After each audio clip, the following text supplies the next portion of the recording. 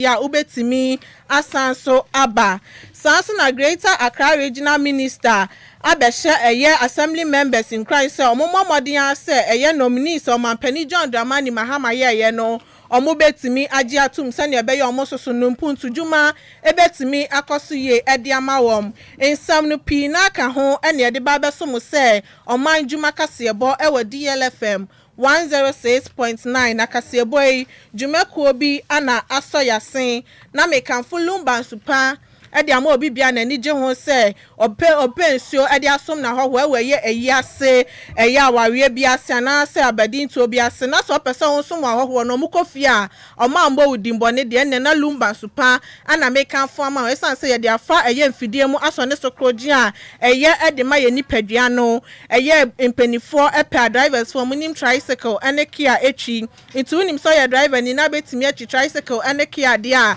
se ne be ya boso so anso benya eye ka ediagu botoma obetimi afren penifo ewo ye 0555 274 757 and 0577 475 343 na asemde ana beto eye dansoma ene nimpotem esan se Madam Abanyameche enso se oye so distributor ewo honoma owo adjacent Lumba sport eno wo ye apietu slay honoma okwo ho a eye Madam Abanyameche wo dansoma betimi enya Lumba supani bi nso so ato obetimi afren 0557 349 401 0557 349 401 sansu na upiemu weye ofanko sport eye washing bay honoma Mama Vig enso ewo honum ubetimi enye bia 21 wo pokwase amasama yesa pema achimotani na okoye Mama Vig wo ofanko barrier eye sport washing bay honoma ubetimi enya Lumba supani bi etimi ato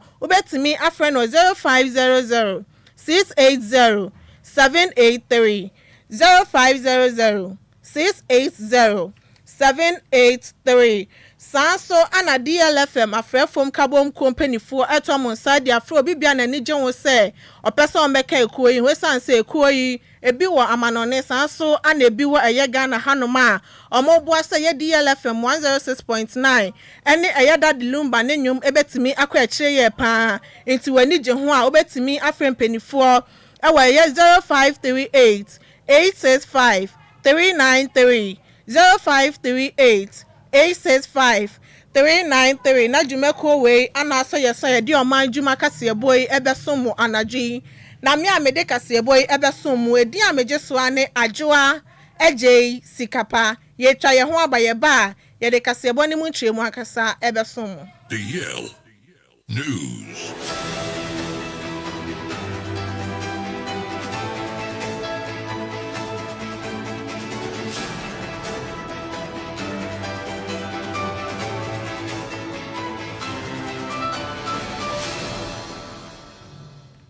Yamamo akwaba nemom yemfa kasebo ni mu ntremu ensomwa na osoafo a ona hwa desua ho nsem so ewo manga nemu eye Haruna Idrisu ede nsama beto omo kabia ewom ewo ye Dr. Hila Liman Technical University ni se omo made anomo masumdwe ene nkabom embra eye sukuu ponim sane ebe ya mpuntu so ebetumi abom na abra eye University for no I say my constituency a governing council ewa krampopin mantem hanu match say mobile boa se na be ya school pon ni mu so niama ebetimi akosiye ana oche se basabasa ya bia ekoso wo honum no mbomode ana mu jesa obo mo kokoso mantimi enja ya ahoodin on betimi ede agina pintin se na be ya disua ho sam so no ebetimi akoso na nya ade ebetimi agina sanso na mpuntu on person munye wo university nim no omuntimi enye esanse fiti eye ofori so so me eye enfimpi mienu ni aduonu nim no mo a omode eye Dr. Hila Liman Technical University ne ba ye na yade oha bebre na anoma fam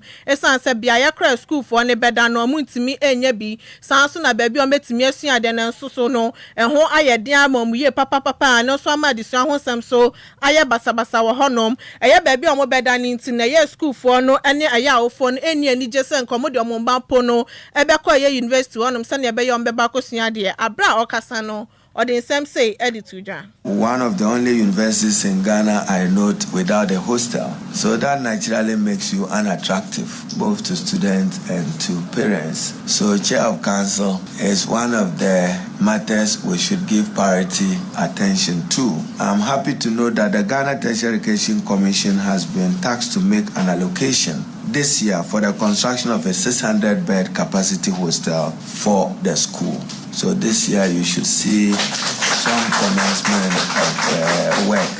Industrial disputes or conflict, as I've observed, is inevitable. We'll continue to have some of it. What's important is to manage it and allow for peace and harmony to prevail on our campuses. I'm also aware that the tenure of the Vice Chancellor expires 31st May 2025. I've been advised accordingly, and Chair of Council, mindful of the instability that the vacuum may create, and I'm aware of agitations arising associated with the seeming vacuum, I have tasked GTEC to initiate a search process for Council to appoint a substantive Vice Chancellor once inaugurated.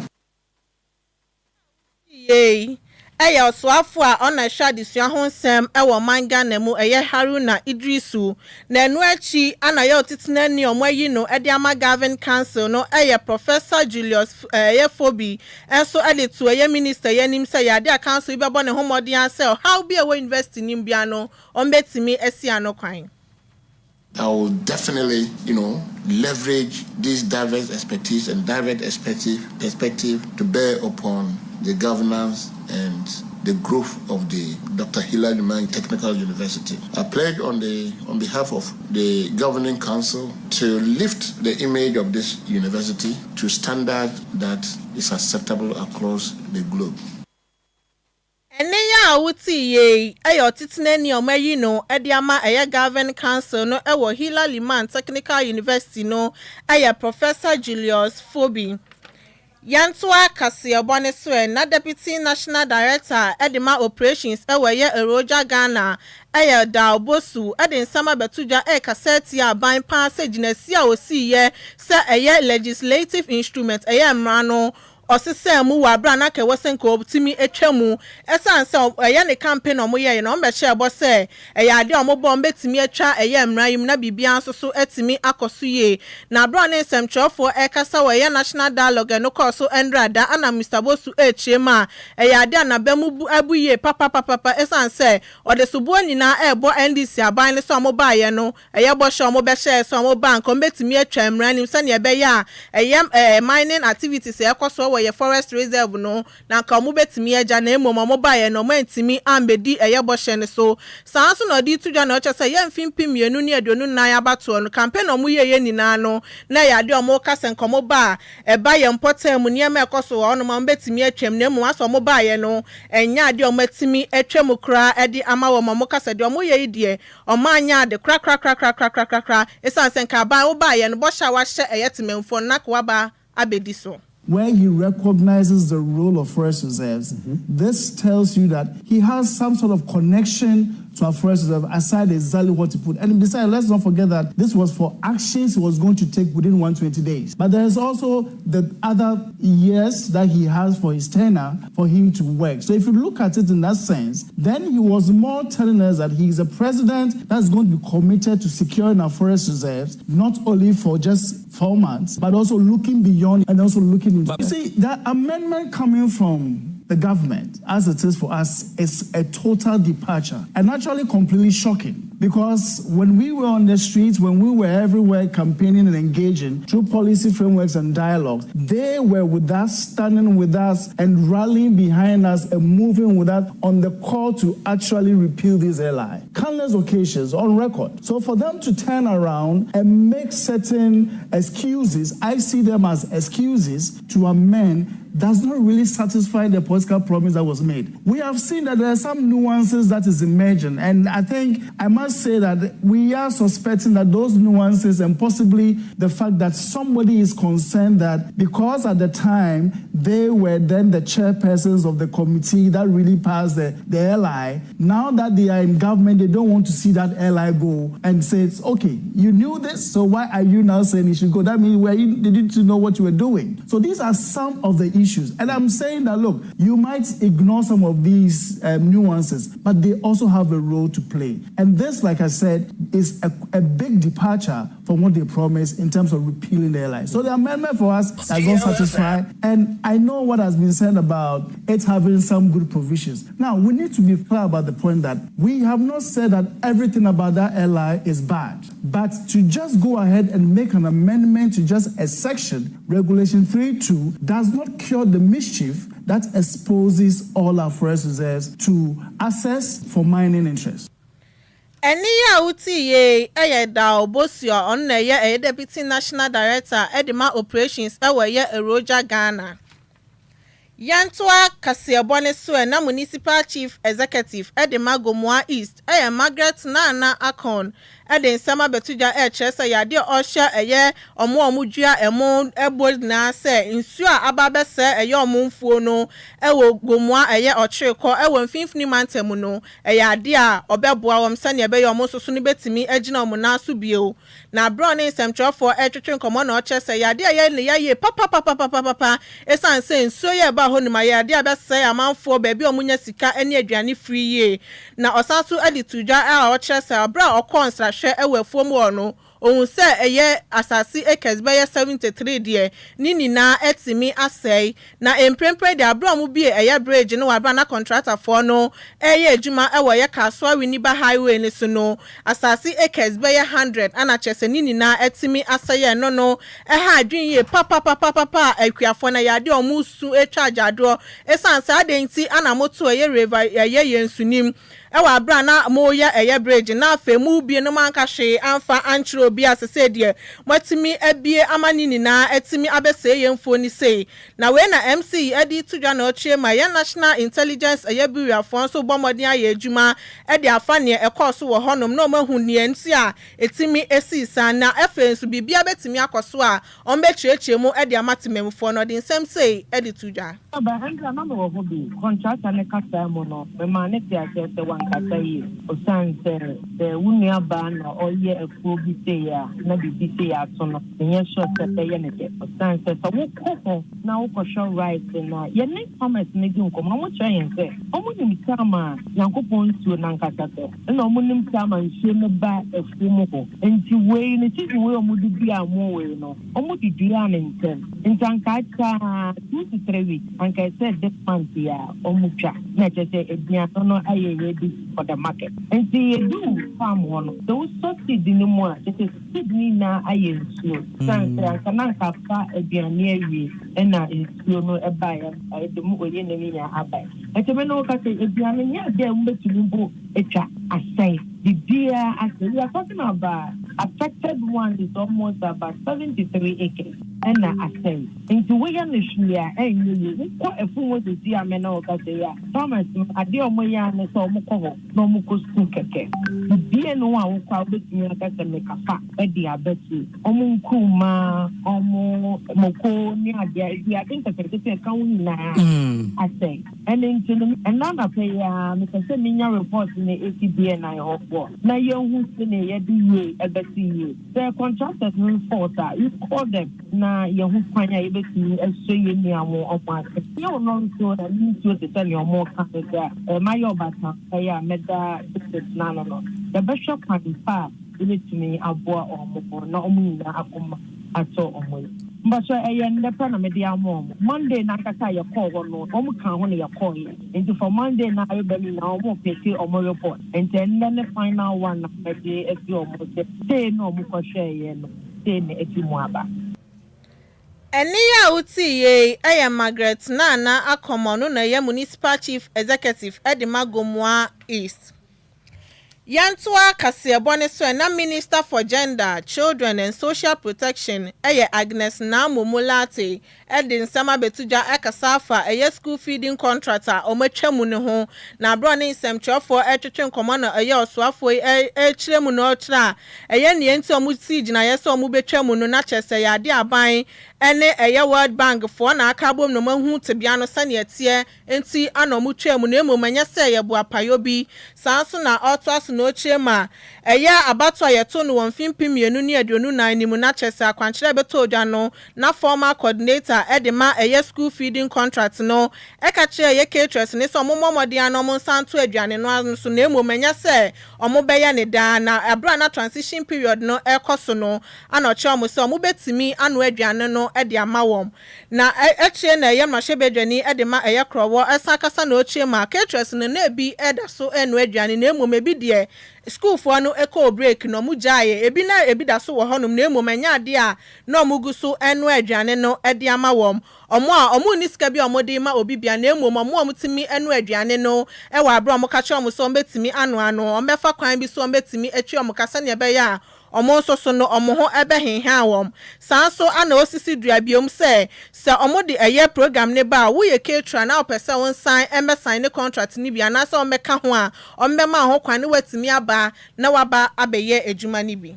as immediate as you would love to do it with the World Bank. And so you are pleading for time to transition smoothly. It doesn't mean that you should just leave the system as it is. They know they have the opportunity to reapply if they are interested. So sometimes they've been in the known from the very beginning. School has been on vacation. They are just resuming. And most of them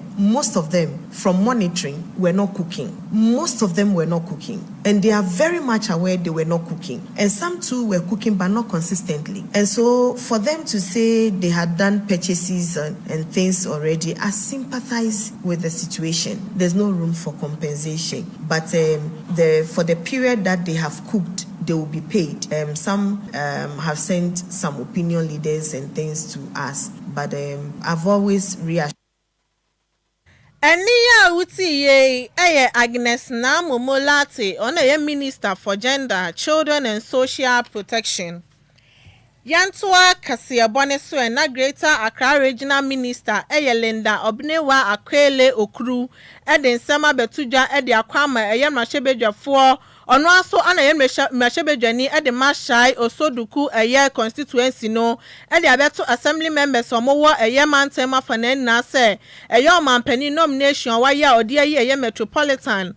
municipal any district chief executive no momomodiana omunje no entum a ode kokobo ekwama omo okire se so momomodiana omokaso mapu nipa omampani oma ade ampuntu juma so ebetimi akachi ewo important ho. When odi tuja no chema assembly members omowo Accra Metropolitan Assembly no se omombomodian no monje Alfred Pakola alote a omampani John Dramani Mahama no edema Accra Metropolitan chief executive no na bra bato no ekoso no ekosi na wieye no na assembly members ni na committee aboma chese omoye aduasa omo na etimi ato aba no ede Alfred Pakola to alote esanse yade anomadwen ho pa ehu se obetimi aboa mantem no na bra okasa ana Mr. Alote so di aseda kese elekoma assembly members ne so matimi aginadi no mato aba no ede ama ne nemu sho mo bose waba be jisu ne de one omampani John Dramani Mahama ebeye adwuma sane ebeye reset Ghana agenda na omokaye no ometimi edi hu dwuma na bibia so etimi akoye edi ama mantem no na Greater Accra Regional Minister Linda Obnewa Akwele Okru esa edi tuja ekire assembly members ne momodi asombe masumdue ene nkaboma adwuma ewo honom na nidaso a edi omampani John Dramani Mahama ni so no ometimi aboa na nina etimi abem. In fact, many anje because young kasa ya assembly members ye vote we are Lucy and utumi so mu bom sem and na me address me catch am say who bom sem who now delay development and ye who be a problem sifi Ushamu Bomusem no, Omu mention, Omuka, the 3 shortlisted now, 2 na ya from no, Ebi Udbunse Goose Group, Obi mention Bakudobi, not just that they are instigating the people not to confirm. Yeah, this spirits continue, Mbuayen, and American said, so who instigating Kofu against the president nominee, will make sure that we will not appoint him. Even if we have to change the person, obviously you will not come in. Chita for an American, so be your bonia, find a place in your heart. Yenina Yenipako, say yes, say your party war power there. Then the airpatcher, signal ban the airpatcher, Abakacha Mafo. You will come back here, you don't Bekasa, no problem. Say who's a problem, Wapa, the Babani Abesamenti ground somehow. Kofubi Naya Sardino, into your fine. I mean, they will revote again, will present him again. Say still now, Omo reject here. They will have a solution. Eni ya uti ye Greater Accra Regional Minister Linda Obnewa Akwele Oklu enu echi ana ye NDC chita ifo ni bi omo okole klote eye constituency no ebe shebo no mu kire se ya assembly members omugo omampani John Dramani Mahama ene regional minister ni mu ase no eye ade omo ni bedi ye pa. You come here and disgrace John Mahama, disgrace our regional minister and the MP. It's uncalled for. The foot soldiers of Kolokote, we are going to rise against this assembly members. Now we wake up. If we are going to rise against the authority of the government, then we are not going to agree with them. It is irritating because we dialogue with these people for 2 good weeks. So we were expecting that this will be a smooth sailing. And you know that how sacrosanct the thing was. It was very peaceful, despite the agitations and the misunderstandings. So we were urging them to do this thing, a one-touch thing. But if they are telling us that we should go back and come, we are going to take them on. Eni ya uti ye NDC chita ifom wo eye koleklote constituency no anomu chirema assembly members omugo omampani John Dramani Mahama ene eye regional minister ni mu ase no ade omo soso mbedi omujuma ye papa ewie na ha ana eye mrebe ma ye kwan si ye de omanjuma kase ebo no ebesi na eye yankin kama jinchire ewo Facebook ne so ansana masoriye na refree eye Derek Ayete osi ohweye e de free eye nkrankan osi good evening no Derek sanso na refree eye na na owusu osi ohweye e de free eye Houston Texas ye dase na na owusu we so e de free eye piaga ono so se ono so e hweye kasiebonum semufo eye Miss Mabel Enchi sanso ana ye DJ Omarion edi ye call ye Facebook ne so ana the international DJ Afiba ana bobo voice no ede emame me amede kaseboy ebe somu enumrei edi ameje soa ne Adwoa Agyei Sikapa me sorry so na Apakan GH ede sports ebremo DL News.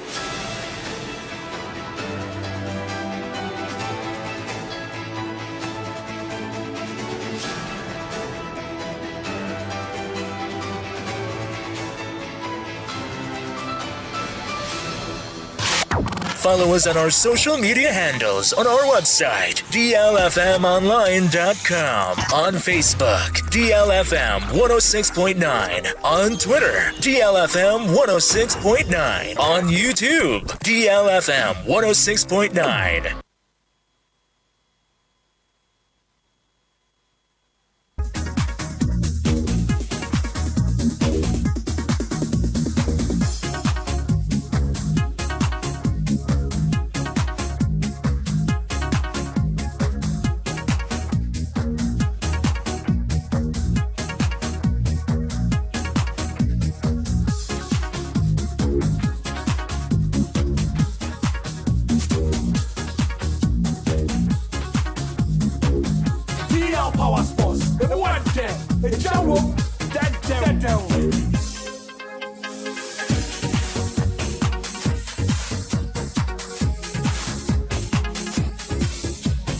DL Power Sports on DLFM 106.9.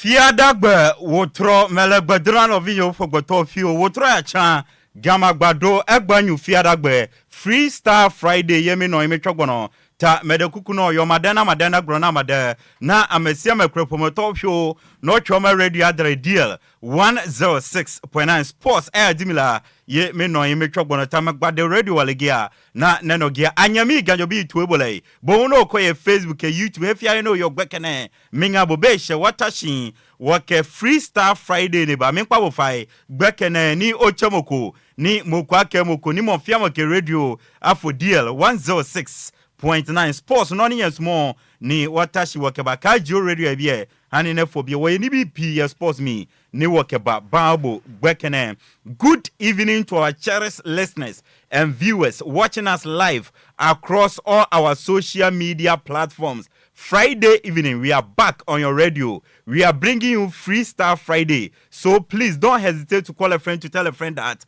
Freestyle Friday is airborne live on DL 106.9. Ebusia mamenyina we so na obuo ahobrase ni die kwan so baby bia wo na nwumre mema adwo ema wakwaba embe piem e won krampumpuni mantam ene Ghana jatum kasafidie kese ba ko peso DL ohani nsia akiripo enkron ene eye fiada enwumre emre edusa gudem nante yetena se na wotwimuni nyina gudem nsem atwaguye no akese na ewo mu no yefa ne yedi si woni yesi nkoso na yetutu ni sre ne abasa yepene poma sibre na yedi nkomo yewia yebema kwan na wo etiefo ne ahwefo no so moafre abadwumadi so abekire madwen na yapen nsem ne poma sibre ya tudidin Freestyle Friday entebusen ya tenase yede nsem no eba baby bia wo bia tami kuchu na yebedi nkomo pie yedi nkomo no awia yebema kwan na onso wafre ede wadwen kire ede aba na numbers a ebrenidu a yede befa mo course no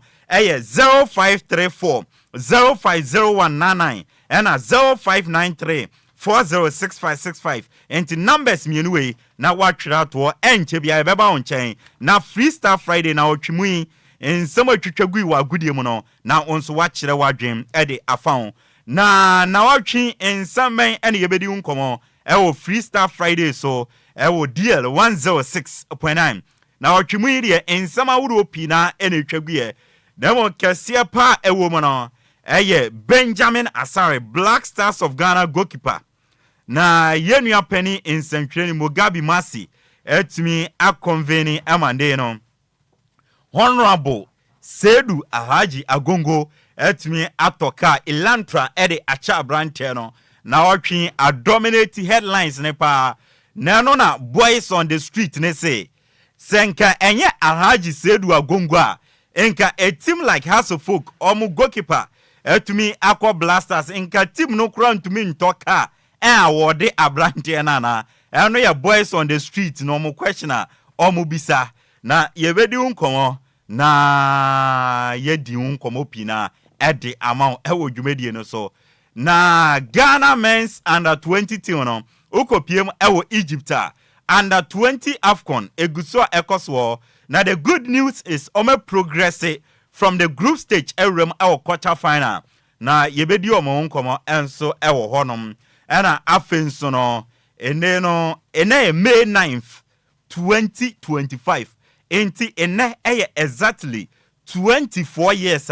May 9th disaster over 120 people enya omuba bi kwa Accra Sports Stadium in a match between Hasselfolk and Bobo Kwefe na Asante Kotoko na the Accra Sports Stadium no empene for Esha Sports Minister Ekobi GFA President Second Vice CAF Ket Okrekukobi National Sports Authority Boss Mr. Yawampofwankra Ekobi and both teams in a rep has any Kotoko nyina Kobi. Now the question is after May 9 disaster no yesuan bibi ehomana na nsia na yenua pole yekowo ne sekan eku no enti yebisa se May 9 no yesuan bibi ehomana yebedi nkomo any many more yede eba enso so ewo honom yamfa sida kese ema Lumba ensupa yensu abadwama nso abusia emode emote kama ekrogen na asweya Ghana ban ama omutumi se omo won kwan se bibia yedi koye nipadua mu se ne ayenom ana aduane ayedi omo yemu nhwehwemu no you're from Food and Drugs Authority and on a binum from FDA. Na omo de Lumba nsupa no akoma so e dia fam fidie ma ye nhwehwemu agyatum sem oba Ghana dia eba ni nsu a ni ahemfu kinye no ehye no eye Lumba nsupa enti obi o Ghana bia no e wo kwan se onum Lumba nsupa na enije semne se Lumba nsupa no se open a bottle ubenya se open a sachet ubenya enti no ebusua nsu asese ye no mo Ghana no eno a ene Lumba nsupa enti pebinom efiefie mo monfangu mu fridges mu na mombobo enkwalane kosku a monfa bottle no enhye mo bag mu na omonfanko boarding house for no monso no nsu a monton no no eno a eye Lumba special sa wono mo be bie wadwe mu na usua de a watumi hu na bibia aye kama dwumadie bia wodi bia ochena koye weekend ochena sei mebra ewale na ne wedding na se no Lumba nsupa na ne yede be serve ahoho no ochena wedding sa wodo abadin to eyiye birthday parties no munyina mo da Lumba nsupa no emfa enserve ma hoho na mo amotunton so no monton Lumba nsupa ye beto no manya sika ede egumu botom eni je samane se Lumba nsupa no ya toa peti Ghana ha be bia wo bia ubenya bia to enti dansoman ene ni enclave no o uremu wo ha madam abanyame che yeri bia kogu na kache chakpo mubenya bi atowo owa Pietus Lane oben Lumba Sport no monfre mama veke 0557 349 401 eno eye dansoman ene kaswa ne mpatemu no ena afenso ofanko ene konsom suhum adesu kofoduafo no monso mubenya bi ewo mama veke akache ewo fanko sport washing bay 0500 680 na Lumba nsupa no ope bia to DLFM yakachi ewonkan Gbogbo Junction yani Wisconsin International University no ena edi animhwe bora yan reception o oba to abayo bi o kache nso ope Lumba nsupa ni bia to both bottle ana sashi obelidiu na wenya bia to na bibia aye kama edi ama baby bia obia fre na order wo de no numbers obetumi make you order no eye 0350 no abo 5 miensa area to aso 27 47 57 0555 274757 and 0577 475343 Lumba Spa enanyumre omu kita mu Freestyle Friday ye de ebeso from afar kwame afum ekan ye de nsam no eba DJ Omarion Facebook and YouTube Ordinary to obenya bi ahwe e DLFM 106.9 already seated no Bismarck edu say obetenenka edi ameje so no ayenso ano de hye Apakan GH the Blizzard kinebusia yentie we ye ba ye besi fam na ye the Freestyle Friday no ehonsam edi asomo enanwumre Apakan GH wode nyansa de wadiawo wo interview wo kasai wa hobrase wo radio mu kire se wo your pabe ne wo radio mampa enti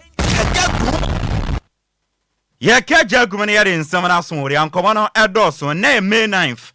2025 24 years ago and a May 9th disaster ni see then yesu film na nsen ya na yekowo ye nua na police kan ku no na ye bru referees na supporters ko na ye bru players na ade then yesu ya e de fi May 9th no under 24 in Egypt Oman qualify kopie mo e quarter final and afenso no finally had to full goalkeeper Benjamin Asare ya chenika boys on the street no omu bisa se enye Mugabe Bansi ena ema Alhaji Sedu Agongo eto ka no e de che Abrati FM Benjamin Asare enka a team like Hasso Folk with baby omu goalkeeper na rise ya kodu no omu ntumi ntoka amfa nchenana eno ye boys on the street no omu question omu bisa Bismarck edu se bra ma adwo etisen Apakan mejo so yo agususha hope so oh nyame adome ho ye pa but camera say emre no kwa na ku sisi a ya sabetna Friday emre na watchene de adani 24 hours and nwa oh bibi ya no aye yeah Kofi Kinata be catch us the time no day sure na Sunday so my birthday oh wow yeah 11th May enti anu esi for mama me merci for mama and only afi ba na di birthday sa anu 11 afi ba say 11 me na ngasa no atitiri wom pa nso opem so ngasa ye me bon yes the me ne de ya atitiri for nko do me di adaje mo fe but yes ma so na edin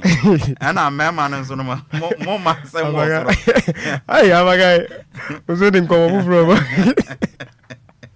Bro, I don't know. This one my auntie way. Wait a quick one now. I bet delve deep into the stories now. Me shall say free. Benjamin Asare in common. And you see good news, my Brantian. But there's one thing I think the house of folk are catching no more lucky.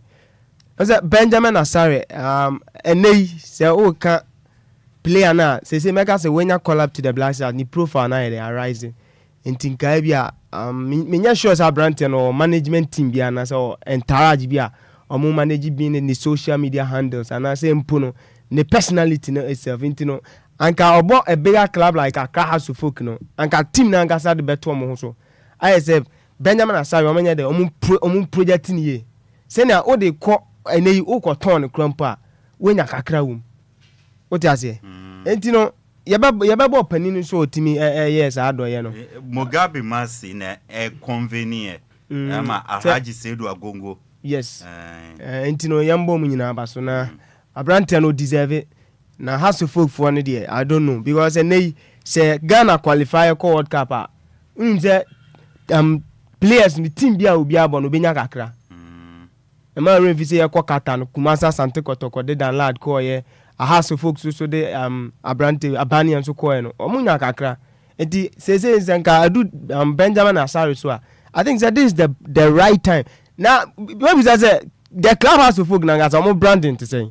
house of folk na ngasa as a whole body na as a whole entity no omo branding to say no omo single out one player say omo project no baby anka wa rise here do no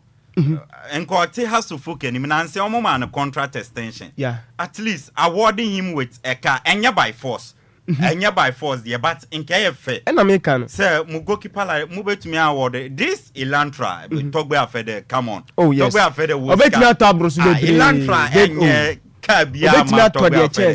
enti say enye bianka yenua pani Mugabia na ka team like house of folk you know nka omo ntumi nye bi say ma branch and during the time the video babontin after Black Stars okoba na yeso oti throat room no so enye bone oh but can maybe what do need any concern say na for the phone say be here ti akrampo as baby affairs na ye tena to aduane di etise choba and na ntimi kwotran say wakoto aduane atena ati choba edi no dem can't say then to talk of Abrante or national asset Black Stars goalkeeper no if you know who cost run now well leave it to that I mean level no and as a standard no enti no enya bone say obefo trotro but baby o do the master he's above trotro and trotro no crampo enya say 23 bia ubehwe you na omo so the master omo dashboard ni so nyina tutu na koche Black Stars goalkeeper to come koche na masa afi no bi beto kosu ani makone aburo ne nkate masa wa pass a level no enti no house of folk means that I have video on baba ntina me hwe ni musen ko betimi atro bibi se o omo dispute the father say bibi say sina and kosu bi but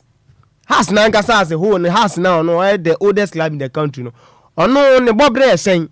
na wa single out one person say o profile na so project no enti na nya nwanwa say nei ebe na ma odumfo bi so na nei obema Abrante and Ilan 20 yambo mu nyina abaso na o deserve and going forward the bomb pair say Abrante no we nimfi na kwa nani but ye bo nyankopon pair say more to come obetimi anya nema bebre then Apakan enko May 9th there so Apakan say ye be 24 years yes you be BFM yes you ahwe bi pianu agana for yes you film unim say e referee bi a decision and a trigger aside in the buy. And we all know say Kumasa Sante Kotoko has a folk fixture and the biggest fixture of Krumwa. And you know obviously say sa game no cause attention rising. And the referee be mistake and now say the decision be obe take you know say anko the right direction. I think say a better trigger side way. And then even this last week Sunday on boss game no. And ya Ghana football na abba form pedigree na abba form level no standard na abba form. Sure almost starting game no between 20 minutes referee need take foul be tia Samuel Abrante Bassi Fernando Bassi player has to folk player be clear ball and no here fast say take the ball no o show referee say pay foul wasama player no yellow card entinya Ghana football and na abba form I tell you say nkasa decision nke trigger but ene ye bo has to folk kotoko the biggest fixture ewo Ghana Premier League mu stadium grant me amfele and I some kofu mu na I don't know minim the country omo has ni kotokofo no omo da powerful most they say mu pedigree krampo no sebi endu me fan to team with no disrespect to any club Bene Nations FC how or yen niema Vision FC here ne nansi of qualify how or yen niema na akono posin house of folk ne kotokofo no it is enke na say football na aba forma has the ene de anya kra be kotoko so nye because kotoko pedigree opemso me see Kumasi Asante Kotoko is part of the kingdom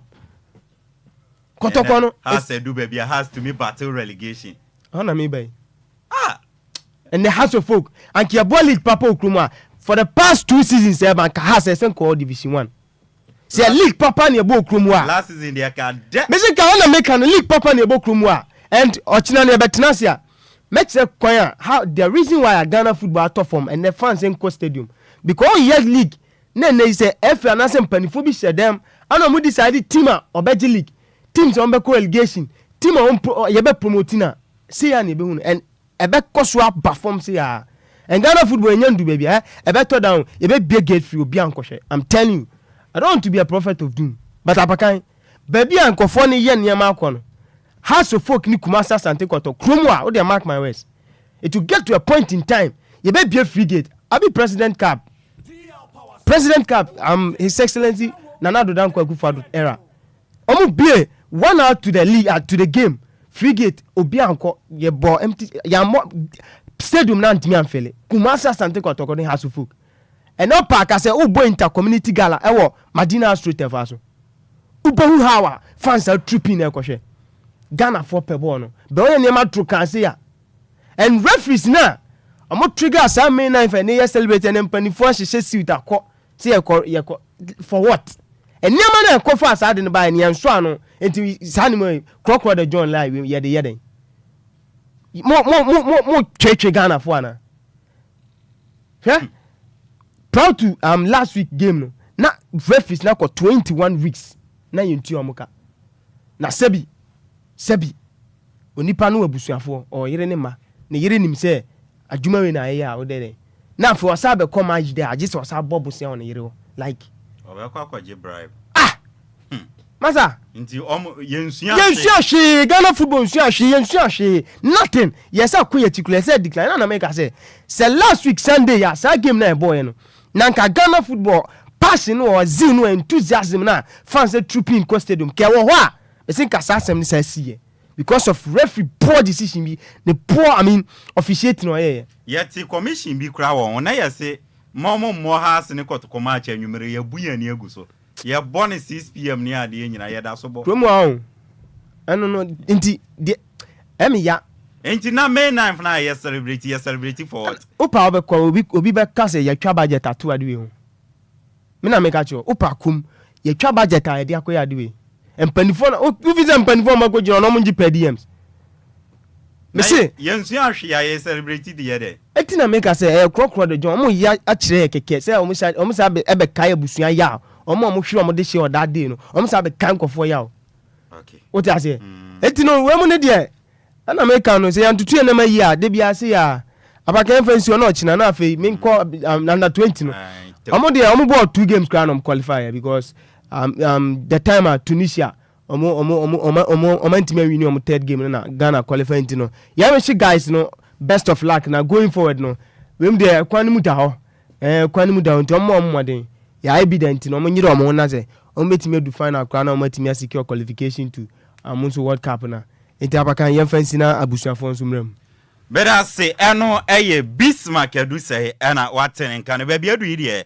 etie for mo betimi aba na monso mo de modie ede aba 0534 050199 and 0593406565 oba na onso enkoma ya twetwin na ode aba hasofo goalkeeper ya maneka May 9th yesua den ede afim na under 20 no eden na woka kire omo 0534 050199 and 0593406565 Mpacha odi ni baby akasafi.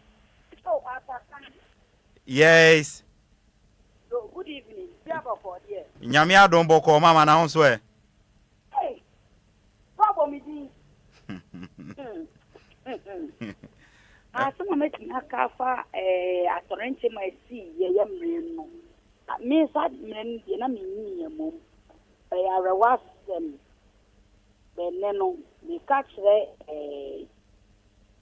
your football association for na say munhwe na ta atorente me bi nsi ye bon pen so de omu na this is your me omukra ana say de omewu yankofo enfo mu pese di kamae na papa mpacho me pese mi sa o se FDA no e da so da odie FDA ewo yo mate okay mate menso medase se ofre edeba no ya mama o ma jo ne de eno no 0534050199 and 0593406565 oba ye be fa na ode wodie enso ede aba efa enkoma ya twetwi eho na onso wetumi de wodie ede aba beta ye kire ede amayen 0534050199 pacho odi ni baabi akasafi Dabi atiakem Agyei Sikapa na obabium. Okay, mama nkwa. Pacho odi ni baabi akasafi. Apakan. Yes, our boss. Good evening. Good evening, senior. Mediane Tommy. Mpacho kasafi. Kasafi Abuja kawa. Bra penny mpacho yentio. Ni ameka ne se ene me nice. Still now ma share e de akwa akojire jina ono. E fan patu bi amre. Because idea is see me knife ne na many afi na me se wo TV so ne mo ya tinka wa se we omo sha red no mo boku jan pa na omo ma de se efiri mu no nka omo hu se oman na kai ya de se no na nka omo akoma timi ato omo ya na se titi no ma she de akoje jan omo nya gbe ne da se oni nyame nya Bra penny ya da se onso oba oni nyame ntina ya da se pa nyame nshra se oba yamfa be ba kumienu bi nka na yamfansi 0534050199 and 0593406565 pacha udini baby akasafi. Good evening. Good evening, boss. DLFM Peter Mikasafi inside Amasano. Bra penny pacha yentio. The American say you can say and say me knife no dey e ha adwene pa because that time 2001 dey na me hu ne e course but the American say yen penifo no ene yen Ghanaians as a nation yen hua bibia because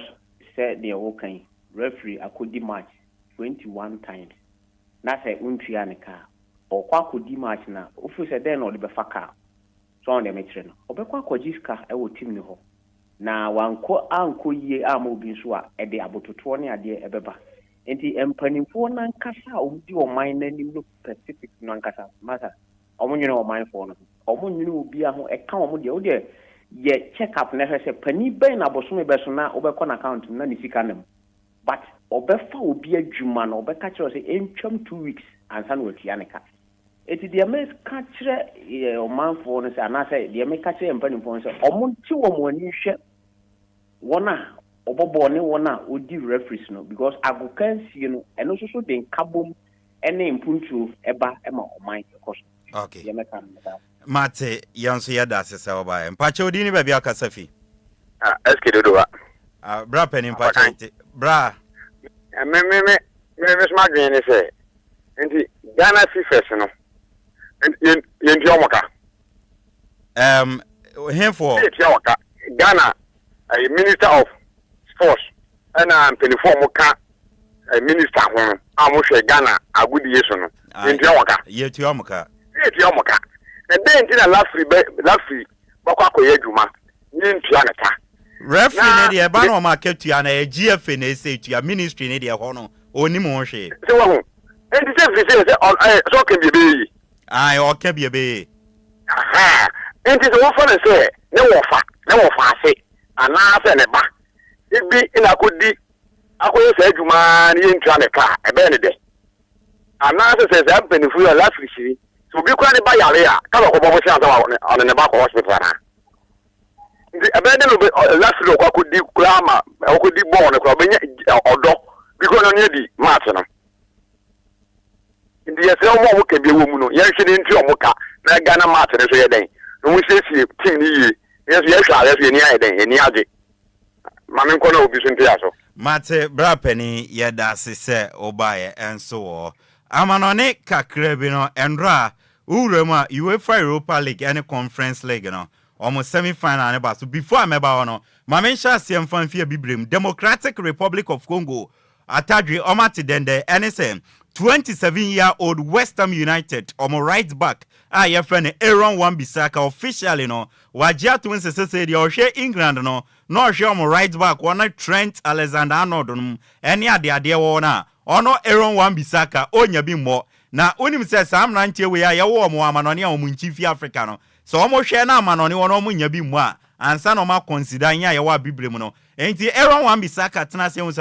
England ne de ayeka onya bi mbontin wajia tum se finally no after say watena se nya 27 years na afede obebo edi hama DL Congo enti officially no Aaron Wan-Bissaka ajiatum se obebo edi hama DL Congo national team na so next month DR Congo for ebo friendly game ewo man ye friend France against Mali and Madagascar abrante friend Aaron Wan-Bissaka wenya call up oba bebo sa game ni bia ye de won sam de ama na de bia mo be koso asoso mo so say ya o mo de ye be second fiddle we say na nkama ka chenzo onya bi mo England won tena ho mo me pehwe wo DR Congo obi abrabwa watena se yunzo onya call up England no afere wajia tum so obe blocky obi chance enti Africa de ebe koso asoso musu se ya enti Aaron Wan-Bissaka finally wajia tum so obebo e de ama DR Congo a ye de won sam e de ama enso urem awo Zambia enoma to aba eyi FA president foforo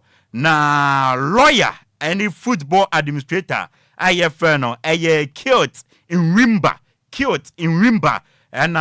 in the no or ye new FA president Edema Football Association of Zambia incumbent no near from Andrew Kamanga wakana to baby abejia kunyano edi fininsem vote Kit in Rimba enya no 45 incumbent Andrew Kamanga enya 20 ena Andrai Kashara enya 17 na Yimano Munele enso nya hwe 0 ntimino kase officially Kit in Rimba Esquire and a new FA president Edema Zambia yabo enkomo ede achiro uremo Europa League ndra semi-final second leg no bobo kwa ye no Manchester United etna fie Athletic Club ba obo meka na omutimu baako na 7-1 on aggregate no Man U qualify akopiemo final and a Bodo Glimt ndro atna fie Tottenham ebo meka mi no omutimu anomentumi antintindra Tottenham ewini 2-0 enso ewo enti menoka se Tottenham Hotspur enso qualify kupi final 5-1 on aggregate enti final no is set Europa League no English affair eba so na Tottenham Hotspur and Manchester United nebo Wednesday May 21st 2025 8 p.m. Ewo San Mamés ewo Spain Athletic Bilbao omufio ena sa final no eba so wa yede ewonsam eriama na conference league no endra semi-final second leg Chelsea eshe kanaba kon juga de 95-1 on aggregate Chelsea akopiem final na Fiorentina and Real Betis equity 2-2 na PM na 4-3 on aggregate no Real Betis akopiem out final na Europa na conference league no and so final no is set Bobo Kwefren Real Betis and Chelsea nebebo Wednesday 28 May 2025 ewo Wroclaw Stadium ewo Warsaw Russia and asa final no ebetuma koso na now no UEFA omo 3 competition no final no is set Champions League Inter Milan PSG nebo Europa League Tottenham and Man U nebo and a Conference League no Real Betis and Bobo kwa ye friend Chelsea nebo ya bo e won komo e di achro na yumre Europe top 5 leagues in games e koso no e bo ana menoka se ya sha se dada yesi akan Simons on Spain Las Palmas enchebie Rayo Vallecano enchebie German Bundesliga yesi akasima aduanan Wolfsburg asheba ko TSG Hoffenheim omonso asheba ko na Italy Italian Siano yesi akanisima aduonu ba ko AC Milan enchebie Bologna enso enchebie ebusi officially no Spanish manager ye freno Xabi Alonso wa confirm se bema beye bi wambeye ni nyina season we ko na wi a ofi boboku a ye freno Leverkusen akọ na when clear oko Real Madrid na wako replace Carlo Ancelotti na ni amete ne say 3 years contract and a Real Madrid for the Bema Xabi Alonso until June 2028 inti Carlo Ancelotti ko Xabi Alonso neba abaye Real Madrid new manager na sa appointment we me as Madrid fan many njo ni mfisu ma Madrid adwuma no na nke se mo de judging club eba na so ye nhwe ne ye bekwa kopiem ewo na ne krakra ne amidi tu misrebo no Mundo Deportivo Yekuwakra Tewo Spain. Almost say English striker Marcus Rashford. Afre Barcelona and pen for catching say. Or no personally Marcus Rashford no. Or peso Bob Barcelona and to omunyani ombeyebia na omumbe fan enko. Na uni mi se Barca omunya striker sans Lewandowski. Wenyi inti ebia Barca for beko for Marcus Rashford. Yede ewonsem mau na yedi esi. Na memfa afiba birthday way. Emfa ensole so emfa emano na we or say happy birthday enkoma Mavis Agyei na we no efi DJ Afiba o na DJ Afiba say Mavis Agyei na your birthday na orisho success will be bia obeyemu na afenso nyankopon toni nhyira ne ngo so na adomane yakese o so na bibia opebia no enkoye mfawanti once again from DJ Afiba to you Mavis Agyei or say enewa woda always show happy birthday and afenso no we or say ye fro say oje uye teacher e mampon presek efi barema kwaku sechi a otoso mienu na aka say eye dachi CEO e de ma Dax Multimedia and always show say oje a oye teacher e mampon presek or say enewa woda happy special birthday and come on Bismarck yeko wa Apakan yeko ne de boys no mo amanane a omo hwe na se omo twen se European countries ni bi inform no man form na omo dom ho bre no che se ase Africa na surplus to requirement ye say ya na yeso so omo so omo ba na nka ye pam o ma ka omo ma what is the din ketian so ye se wa opeso obebo ma Ghana obetuan wo nya England na ma ha na over masa yanzu so sansem sibi mi Apakan yeko ne de Mamenchia Jesse. Okay. Uti o monitor show na menchia Kenneth nso monitor show no. Okay. Yes, intino yem fancy na me adom china meto aso. Sure. And afenso na brante efo Nana Adom o takra de utie hwe live on Facebook. Nana Adom menchia no Oboraman enso o Central Region o hwe show no. Ma yenchia Oboraman enso ebusia yekọ nyame adom china no pa no nkron ekosi dumieno from 9 a.m. ekosi 12 yebeba near the DL Power Sports na beso nti ochina hia ye ne emfa gudie mu sempi na emfa embeso asidan koma eye kwame afum ba bia obi oka ye won ye de nsem na ebai DJ Omarion de enko abefo ntintan kesen so Facebook and YouTube ema wunya bi ehwe me nso ametina mo trentren dwumadi ne de ma as chairman no edi ameje so no eya yensu ano de hie Apakan GH the Blessed King na miame bra penny Mr. Kofi Ayeno o ayenso ano so atema mincha one wife Sister Mary abusuan se twedi ampo nyankopon amma na ya wahoden won kwa ochira no pa no nkrokosi dumi no ye behia ya kra obibia DJ Marion ede awoso ede to aso ede ama